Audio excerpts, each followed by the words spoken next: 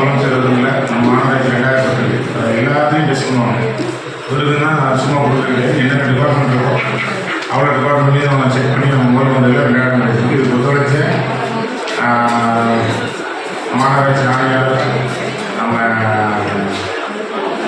துணை மேயர் மற்றும் மாநகராட்சி அதிகாரிகள், அனைத்து மாவட்ட உறுப்பினர், மன்ற பத்திரிகையாளர் நண்பர்கள், தூத்துக்குடி அனைத்து மாநகர பொதுமக்கள், நம்ம பாராளுமன்ற உறுப்பினர்கள் மற்றும் ஒரு மண்டலத்தில் புதன்கிழமை அரசாங்க விடுமுறை வந்து வேலைக்கிழமை நடக்கும், மாறி மாறி போயிட்டு. இதில் பார்த்தீங்கன்னா நிறைய குறை, நம்ம 150 வந்தது, 120 வந்தது, 80 கடைசியாக தெற்கு மண்டலத்தில் பார்த்தீங்கன்னா ஒரு 30 தான் வந்துச்சு. சராசரி குறைஞ்சிட்டே வருது. மக்களோட கோரிக்கை முறை உடனே தீர்வு. ரோடு மட்டும் பிரியாரிட்டி அடிப்படையில் வரும். முன்னாடி வந்து நாங்கள் நெருக்கடியான பகுதி, சாலை கோயிலுக்கு போகிறது, ஏரியா விட்டு ஏரியா போகிறது, இந்த பகுதியை தேர்ந்தெடுத்து நடத்தணும். இப்போ மக்கள் கொடுத்த அடிப்படையில் வந்து மண்டல வரையும் பிரித்து வச்சுருக்கோம். நம்ம கவர்மெண்ட்லேருந்து பணம் எப்படி வருது, நம்ம ஸ்கீம் என்ன போடுறோமோ அதை வச்சுப்படி இப்போ நடக்குதுன்னு தெரிவித்துக்கிறேன். அது மட்டும் வந்து பிளானிங்காக இருக்கட்டும், சுகாதாரத்தில் இருக்கட்டும், மற்றபடி நம்ம வந்து பேர் மாற்றம் கவர்மெண்ட் டிபார்ட்மெண்ட்னா உடனடியாக இருக்குது. புதியதாக நேற்று 7 மண்டலம் 7 வார்டில் வந்து நம்ம வந்து 24,000 பயிர் ஸ்கீம் முதலமைச்சர் அவர்கள் சட்டப்பேரவையில் அறிவிச்சதை தொடர்ந்து தூத்துக்குடி அதில் இருக்குது.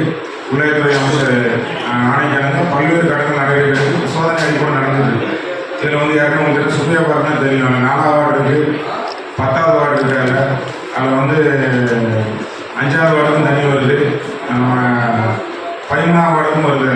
அந்த பகுதி முக்கியவர்கள் 55, 56, 57, 58 இந்த பகுதியெல்லாம் நிகழ்வு விரைவில் 24 மாதம் குடிநீர் இருக்கும். ஏற்கனவே போன மாதத்தில் நீங்கள் கேட்டாங்க ஸ்லாப் ரேட் மாற்றிருக்குங்க. மீட்டர் இல்லாத பகுதியெல்லாம் ஸ்லாப் ரேட் போட்டாச்சு. இதெல்லாம் வந்து மீட்டர் வச்சு அணைக்கிற பொருள் தெரிவித்துள்ளேன். அது மட்டும் இல்லை, ரொம்ப நாளாக நீண்ட நாளாக மக்களுக்கு ஒரு அச்சமே வந்துச்சு, கால்நடைக்கு என்ன முடிவு எடுக்க போறீங்கன்னு. கால்நடையில் வந்து நம்ம ஆடு மாடு எதை பிடிச்சி போனதாலும் நம்ம சங்கர கோயிலில் தான் போசாலை இருக்குது. இங்கேருந்து அங்கே அனுப்புவோம். டிரான்ஸ்லேட்டு மக்களுக்கு வந்து அலையே ரொம்ப சிரமமாக இருந்தது. அதனால் அதை நம்ம யூனிவர்சிட்டி காலேஜ் பக்கத்தில் 4 பார்ட் இருக்கும். அதை தாழ்மான யூனிவர்சிட்டி பக்கத்துலேயும் நம்ம இடம் இருக்குது. அது ஒரு செட்டு வருது, அதிலே நாங்கள் பிடிச்சி கட்டி வச்சுருவோம். அது வந்து சப்போஸ் இப்போ வந்து இந்த மண்டல இந்த கூட்டத்தில் உங்களுக்கு தெரியும், வாசிக்கல 100 ரூபா ரீசெண்ட் பண்ண சொல்லுவோம். அது கால்நடையாக இருந்தாலும் சரி, அது வந்து 100 ரூபா பயந்துட்டீங்கன்னா யார் யார் வீட்டில் என்னென்ன கால்நடைகள் இருக்குன்னு நமக்கு தெரியும். இப்போ தெருநாய் பிரச்சனை நிறைய கம்ப்ளைண்ட் வந்துட்டு இருக்கு. அதை வந்து ஒழுங்குங்கிறதுக்காண்டி தான் பண்ணியிருக்கோம்.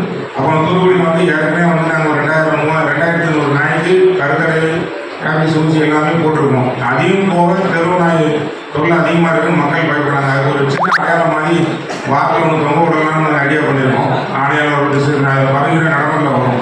மீட்டிங்கில் வந்தாச்சு. 1ஆம் தேதி டிசிஷன் ஸ்டார்ட் ஆகிடும். ஓனரோட, அதாவது நாயோட உரிமையாளர், அவருக்குள்ள ஐடி இது அசஸ்மெண்ட் நம்பர் எல்லாமே இருக்கும். ஆனால் அசஸ்மெண்ட் நம்பர் இருக்குன்னா எந்த பகுதியில் அந்த விலங்குகள் வளர்ந்துங்கிறது தெரியும். இதையும் மீறி அடையிற அது எந்த வகையான கால்நடையாக இருந்தாலும் சரி அப்புறப்படுத்தி மாநகராட்சி வசம் கொண்டு வரப்படும் என்று தெரிவித்துக் கொள்கிறேன். மற்றபடி உங்களுக்கு எல்லாமே தெரியும், கரெக்டாக போயிட்டு இருக்கு. உங்கள் கேள்வியோ வேறு எந்த பதில் இருந்தாலும் சரி முன்னேறும். அதாவது உங்களோட ஒத்துழைப்பு இருந்தாலும் முன்னேறது அப்படின்னு சொல்லியிருக்கேன். இன்னும் 25 வருஷம் 50 வருஷம் கழிக்க இருக்கும், அதை நோக்கி போவோம். அதனுடைய செயல்படுவோம். முதலமைச்சரோட திட்டத்தில் நிறைய தொழிற்சாலை வந்து அது எல்லாமே கட்டணத்தில் வழிநடத்தி போகும் என்று கூறி ஒத்துழைப்பு ஆர்வமாக இருக்குது. பணியாளர்களின் பணிக்காலம் 16/8/2024 முடிவடையும் நிலையில் மேற்படி பணியாளர்களுக்கு பணிக்காலத்திலே 17/8/2024 முதல் 33/2025 வரையிலான காலங்களுக்கு நீட்டிப்பு செய்வதற்கும் தினக்கூலி ரூபாய் நிறைய கம்ப்ளைண்ட். அதனால நம்ம வந்து எல்லாம் சென்னையில் இருக்கிறவங்க சுலபங்கிறதுக்கு அதை மட்டும் கிளீன் தான் போடுவோம். நம்ம யாரையும் பணம் வசூல் பண்ண போகிறதில்லை. இப்போ எப்படி இருக்கோ அதே நிலைமை தரணும்.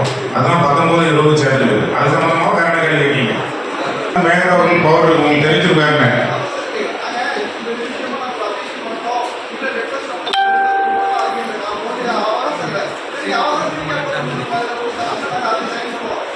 சரி, உங்க திருத்தத்தில் சொல்றேன். இப்போ பழசு முடிஞ்சது அவசர மீட்டிங்காக எடுத்துக்கோங்க. அந்த 2 சப்ஜெக்ட் போகணும்.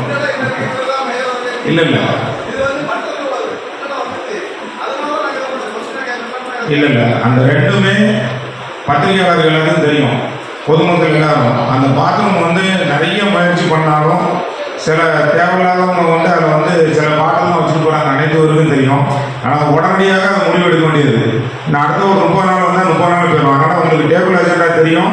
அது என்னோட உங்கள் மாமன்ற உறுப்பினருக்கு மாற்றி தேவை என்னோட பவரில் கொடுத்துருக்கேன். இதோட அதனால தான் இதை வந்து 1 மணி நேரத்துக்கு முன்னாடி கொடுத்துருக்காங்க. இல்லைன்னு தப்பு இல்லைன்னு நினைக்கிறேன். இது உங்கள் பாட்டில் இல்லை 1 மணி நேரத்துக்கு முன்னாடி வரைக்கும் கொடுக்கலாம். பைலா புக்கு ஃபுல்லாக படிச்சிருக்கேன், சட்டத்தை எல்லாம் தெரியும்.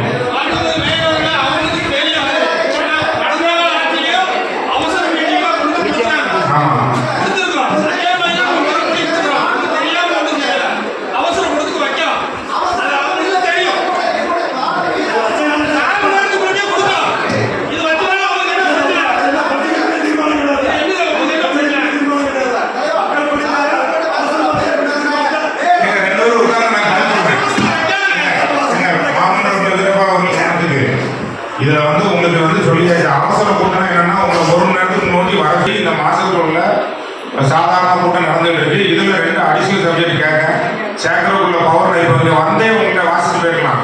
நம்பர் 19, 20 இது 2 வந்து இந்த பாத்ரூம் திருவிழா கூட நானே வாசிக்கலாம். இருந்தாலும் உங்களுக்கு எல்லாம் தெரிவிக்க வேண்டும் உங்க கருத்து இருக்கிறதுக்காண்டி தான் அதை அடிஷனல் போட்டு கையில கொண்டு கொடுத்துருக்காங்க. இதை வந்து நான் வாசிச்சேன்னா அவசர கூட்டம் சரியா இருக்கும். 2க்கு அதான் வித்தியாசம். நானே வந்து சொல்றேன், உங்களுக்கு எல்லாமே தெரியும். மாமன்ற கூட்டத்தில் 2 சப்ஜெக்ட் என்னன்னா நம்ம மாமன்ற தூய்மை பாரதியாரத்தில் பல விதமாக நம்ம பண்ணியிருக்கோம். அதில் வந்து மாநகராட்சி மறுபடியும் செயல்படுது. அதில் வந்து புதிய பேருந்து, அதாவது அறிஞர் அண்ணா, அதாவது ஸ்மார்ட் சிட்டி பேருந்து வச்சிருக்கோம். அந்த பேருந்து நிலையத்தில் கலிக்கூடம் வந்து உங்களுக்கு நல்லாவே தெரியும். பத்திரிகையாளர் ஆகல கம்ப்ளைண்ட் நிறைய பேர் வந்து போகிறாங்க. நம்ம மாநகரத்துக்கு திருச்செந்தூரில் அவங்க நிறைய வந்து போகிறாங்கன்னா அந்த ரெஸ்ட் ரூம் சரியில்லைன்னாங்க. அதை வந்து நம்ம என்ன செய்யறோம், சொலப் இன்டர்நேஷனல்ங்கிற சேவைக்கு கொடுத்து உடனடியாக ஹேண்ட் ஓவர் பண்ணி 1ஆம் தேதியிலேருந்து கொண்டு வரோம். அதுக்குள்ள தீர்மானம் தான் 19. அதில் எதுவும் நீங்கள் ஆட்சேபம் இருந்தால் சொல்லலாம். அதே மாதிரி 20 முத்துநகர் பீச்சில் சனி ஞாயிறு 2 நாளும் பார்த்தீங்கன்னா 5000 பேர் என்ட்ரி ஆகிறாங்க. அந்த பாத்ரூமும் சரியில்லைன்னு கம்ப்ளைண்ட். ஏன்னா நம்மளுக்கு வந்து சுகாதாரத்தில் அவார்டு வாங்கியிருக்கோம், மத்திய அரசோட அவார்டு. நம்ம மாநகராட்சி தமிழ்நாட்டில் முதலமைச்சரோட அவார்டு சிறந்த சொந்த தந்தனி கிடையாச்சு. ஆனால் அந்தோட இதையும் கொடுக்கும். இதோட சேர்த்து படிப்பகம் கோர்ட்டு முன்னாடி உள்ள அவ்வளோ அட்வொகேட் யூஸ் பண்ணுறது இந்த இதை சேர்த்து 4 இது கொடுத்துருக்கோம். நம்ம வருங்காலத்தில் அடுத்த 1 மட்டும் போகும். என்னன்னா அது வர சொல்லி சொல்கிறேன். புதிய பேருந்து நிலையத்தில் ஓம்னி பஸ் வர இடத்துக்கு கிட்டத்தட்ட ஒரு 1000 பேர் வந்து போகிறாங்க. சென்னைக்கு வரலாம். அந்த பாத்ரூம் இது வரைக்கும் நம்ம பொறுப்பில் இருக்குது. நம்மனா மாநகராட்சி பணியாளர் பார்த்துட்டு இருக்காங்க. அதுலேயும் கம்ப்ளைண்ட் வந்தால் மாற்றப்படும். மீதி எல்லாம் பழைய முறையை தொடர்ந்து தெரிவிக்க முடியல. இப்போ உங்கள் விவாதம் ஒன்றா கேட்டேன் சொல்லுங்க. தூத்துக்குடி மாநகரில் வந்து பிரபலமான வேலூர் கீழே இருக்கிற அந்த உணவகத்தில் வந்து சுகாதார சீர்கேடாக இருக்கிறது கைடு பண்ணாங்க. அது மாதிரி ஆழ்வார் வட்டத்துக்கு தூத்துக்குடி மாநகரத்தில் இந்த பிரபலமான உணவகங்களில் பூராமே சுகாதார சீர்கேடான உணவுகள் இருக்குன்னு சொல்லி பெரிய புகார் கூட்டத்தில் ஒரு அச்ச உணர்வு இருக்குது. அதனால் அந்த சுகாதாரத்துறை அதிகாரிகளை வச்சு தூத்துக்குடி மாநகரம் முழுவதும் நம்ம மாநகர மக்களுக்கு சுகாதார மிக்க உணவு வகையை வழங்கணும்னு சொல்லி எல்லா ஓட்டங்களையும் நீங்கள் வந்து சுகாதார அதிகாரிகளை வச்சு முறையாக வழங்கணும்னு நாங்கள் சொல்கிறோம். அதுபோல் இப்போ வந்து பார்த்தீங்கன்னா இப்போ ஒரு சட்டமே இருக்குது நம்ம தூத்துக்குடி நம்ம பொதுவாக இந்தியாவில் என்னென்னா பொது இடங்களில் வந்து புகைப்பிடிக்கக்கூடாது, தடை செய்யப்பட்டிருக்கு. இப்போ பார்த்தீங்கன்னா எல்லா டீ கடைகள்லையுமே சரி, எல்லா இடங்கள்லையுமே சரி, பொது இடத்துல பார்த்தீங்கன்னா இப்போ அரசு மருத்துவமனைக்கு முன்னாடி கூட பார்த்தா நோயாளிகள் இருக்காங்க. பக்கத்துலேயே அவ்வளோ பேர் ஒரு பொறுப்பேற்ற முறையில் புகைப்பிடிச்சிட்டு தம் அடிச்சுட்டு மிக பெரிய சுகாதார சீர்கேடு தான். அதையும் அவங்க வந்து நீங்கள் விருது வாங்கி கொடுக்குறீங்க. அதன் அடிப்படையில் இதையும் நீங்கள் வந்து சுகாதார சீர்கேடு இந்த தூத்துக்குடி மாநகர பொறுத்தலும் கொடுத்து ஒரு பொது இடங்களில் புகைப்பிடிக்கிற சட்டத்தை மேலும் நீங்கள் இரும்பு கலங்கத்தை அடங்கணும்னு நாங்கள் அதிமுக சார்பாக வலியுறுத்தி கேட்டுக்கிறோம்.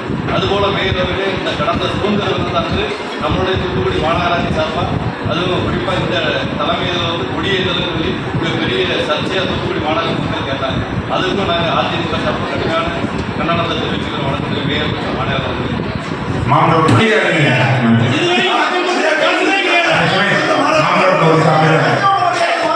ஒரு நிமிஷம் நான் சொல்றேன். மாமன்ற கவனத்துக்கு என்னையும் கேளுங்க, நான் உங்களுக்கு படிக்க விடுறேன்.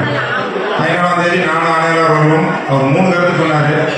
புகை பிடிப்பதை அனைத்து பகுதியும் நம்ம சுகாதாரத்துறையாக இருக்கட்டும், உணவுத்துறை அதிகாரியாக இருக்கட்டும், அவங்க ரெடி பண்ணிட்டே தான் இருக்காங்க. மாமன்ற உறுப்பினர் வந்து அடுத்தது இன்னொன்று என்ன சொன்னாங்க, புகைப்படம் சொல்லியாச்சு. இல்லை புகைப்பிடிப்பு சொல்லியாச்சு. சுகாதாரத்தில் உள்ளது உங்களுக்கு திருப்பி வேண்டுகோள்னா கேரி பேக்கை தயவு செய்து நீங்கள் தவறுங்க. அதெல்லாம் பல நோய் வருது. நான் உங்களுக்கு நிறைய சொல்லியிருக்கேன், நிறைய தவிர்த்துட்டீங்க. இப்போ வந்து நம்ம ஒரு வருஷம் 10 மாதம் ஆகிட்டு வெள்ளத்துக்கு அப்புறம் கவர் அதாவது மூடி போட்ட ட்ரெயின்லாம் திறந்தாலும் செக் பண்ணிட்டு இருக்கோம். தண்ணி நல்லா போகணுங்க. எல்லா இடத்துலையும் இந்த 3 நாளாக வேலை நடந்துட்டு அழிவுக்கு படம்லாம் அனுப்புவாங்க. எல்லாம் அந்த பாயசம் குடிக்கிற கப்பும் பிளாஸ்டிக் கப்பு தான் இருக்குது. மாமன்ற உறுப்பினருக்கும் மற்றும் மாமன்ற தாழ்மையான வேண்டுகோள், கேரி பேக்கையும் பிளாஸ்டிக் வச்சா முடியும். இன்னொன்று அவர் சொன்னார், எப்போவுமே அவர் தான் எல்லாமே எடுத்து பொருள் கொடுப்பாரு. 14ஆம் தேதி மேற்கொண்ட கூட்டம் நடத்தி நீங்கள் தகவல் வந்தது உடனடியாக சென்னைக்கு வரணும். நானும் ஆணையர்கள் போகணும். நம்ம மாநகராட்சியில் இதுவரைக்கும் மற்ற மாநகராட்சியில் கொடிக்கம்பு வச்சுக்காங்கன்னு தெரியாது. 30 மீட்டர் ஆகணும், 100 மீட்டர். அந்த கொடிக்கம்பு வந்து எந்த நேரமும் பறக்கும். இந்த லைட்டு வச்சா 24 நேரம் பறக்கிற கொடிக்கம்பு வேலை வந்துட்டு உங்களுக்கு அனைவரும் தெரியும். அதுபோக இந்த மைய அளவு 2009 இப்போ அப்போதைய துணை முதலமைச்சர் இப்போதைய நம்ம முதலமைச்சர் அவர்களால் தொடங்கி வைக்கப்பட்டது. எல்லா டிபார்ட்மெண்ட்டும் வேலை வந்துட்டு உங்களுக்கு தெரியும், எல்லாமே போட்டு இது முடிஞ்சோன்னா முழு மீச்சா தான் இருக்கும். அதுலேயும் வந்து முதல்ல ஒரு கோரிக்கை வச்சாங்க, கொடி பறக்கல. ஏற்கனவே டெய்லி 8 to 6 மணிக்கு இப்போ லைட்டு கிடையாது. 8 மணிக்கு திறந்து 6 மணிக்கு எடுத்துருவாங்க. அது ஆட்டோமேட்டிக்காக திறந்து முடிஞ்சது. 4 மண்டலத்திலையும் நடந்தது. அதுக்குள்ள ஃபங்க்ஷன் தான் நடந்ததை தவிர இது வந்து எந்த ஒரு ஒளிவு மறைவில்லைங்கிறத தெரிவித்துக் கொள்கிறேன். சொல்லுங்க, அடுத்தது சொல்லுங்க. முத்துநகர் பூங்கா இருக்கு. ம். அந்த முத்துநகர் பூங்கா வந்து சுத்தமாக பராமரிப்பு இல்லாமல் அது இருக்குன்னு சொல்லி இது இந்து பேப்பரில் தான் போட்டிருந்தாங்க. அதனால முத்துநகர் பூங்காவை போடலையா? முத்துநகர் கடற்கரை பூங்கா அது அப்படிதான் போட்டிருந்தாங்க. அதுதான் இப்போ பாத்ரூம் வச்சிருக்கேன். வேற என்ன குறை இருக்குன்னு சொல்லுங்க. குறையே சொல்லுங்க. பத்திரிகையில் வந்த செய்தியை தான் நான் சொல்றேன். அதனால தூத்துக்குடி மாநகர் முழுவதும் எல்லா பூங்காவே நீங்கள் வந்து பராமரித்து பொதுமக்கள் பயன்படுற மாதிரி நீங்கள் ஏற்பாடு பண்ணி இல்ல, நான் இந்த ஏற்கனவே சொன்ன மாதிரி 153 பூங்கா இருக்கு. 12 பார்க் லைவ் கொண்டு வந்தாச்சு. அங்கே போய் பார்த்தீங்கன்னா தெரியும். பொதுமக்கள் எந்த ஒரு அச்சமும் இல்லாமல் அவங்க எப்படி நம்ம வீட்டில் இருந்திருக்கோம், பிள்ளைகளுக்கு அங்கே வந்து சாப்பாடு விட்டுறதா இருக்கட்டும், இல்லை அவங்க குடும்பத்தோட நல்ல சந்தோஷமாக கழிக்கிறதுக்கு முன்னாடி வந்து பீச் ரோடு தான் வாங்கிட்டு போகணும், இல்லை ரோஸ் பார்க்கு போகணும். இப்போ அப்படி இல்லை, அந்தந்த ஏரியா பிரித்து கொடுத்தாச்சு. இதுக்கும் உங்களுக்கு ஏற்கனவே சொல்லியிருக்கேன். பிஓசி காலேஜில் உள்ள 4 பார்க் யார் போட்டாலும் உங்களுக்கு தெரியும். யாரையும் குறை சொல்றது இல்லை. பிரச்சனையெல்லாம் சரி சொல்லியிருக்கோம். முன்ன படிப்பவங்க ஆக்கியாச்சு. இன்னொரு பார்க்கை வந்து பெண்களுக்கு இருந்து தனி பார்க்கு. அதாவது சில பார்க்கில் வந்து ஆண் பெண் பையன்லாம் போனாலும் அதில் ஒரு தனி பார்க் ரெடி ஆகிட்டு இருக்கு. ஏற்கனவே நம்ம எப்படி மேற்கொண்டு படிக்க வச்சு மிகவர்கள் பயன்பாடு போகிறோம். அதே மாதிரி இன்னொரு சைடு, அதாவது நார்த் சைடு, நார்த் சோனில் வந்து இப்போ ஹவுசிங் போர்டுக்குள்ள நிறைய இடம் கிடக்கு. அதுலேயும் வர்றது பெண்களுக்கு பிரத்யேகமாக வரும். அப்படி என்னென்ன இடம்லாம் இருக்கோ யார் கையிலையும் ஆக்கிரமிக்கார பிடிக்க போகக்கூடாதுங்கிறக்காண்டி தான் கபடி விளாட முடிஞ்சா கபடி, கிரிக்கெட்னா கிரிக்கெட்டு, சின்ன என்ன ஸ்போர்ட்ஸ் ஆக்டிவிட்டி வந்தாலும் சரி ஃபென்சிங் மட்டும் போட்டு தூத்துக்குடி மாநகராட்சியும் போட்டு நட்டி அவங்கவுங்க கூட ஒப்படைங்க. ஏன்னா உடல் ஆரோக்கியம் இருந்தால் தான் எது சாதிக்க முடியும், மன தைரியம் வரும், போட்டியில் இருந்தால் வளர்ந்துக்காண்டி இந்த பணியை செஞ்சு கொடுக்கணும்னு தெரிவித்து